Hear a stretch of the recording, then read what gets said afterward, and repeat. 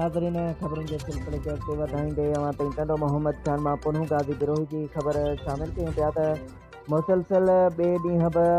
Hope of humanity welfare organisation पारां थधे पाणी जी कैंप जारी।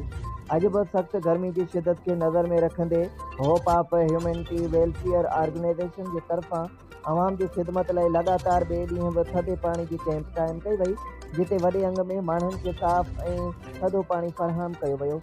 तफ़सील मूजिबि गर्मी जी वधंदड़ लहर सबबि आम माण्हू सख़्तु तकलीफ़ुनि खे मुंहुं ॾेई रहिया आहिनि, जंहिंखे महसूसु कंदे HOH जी टीम इंसानी हमदर्दी तहत ही क़दम खयो आहे। कैंप ते ईंदड़ माण्हुनि खे थधो पाणी मुहैया कयो वियो त जीअं हू गर्मी जे असरनि खां बची सुकून ऐं राहत हासिलु करे सघनि। उन मौक़े ते तंज़ीम जे रज़ाकारनि अब्दुल ख़ालिक कुंभार, फरहान शाह,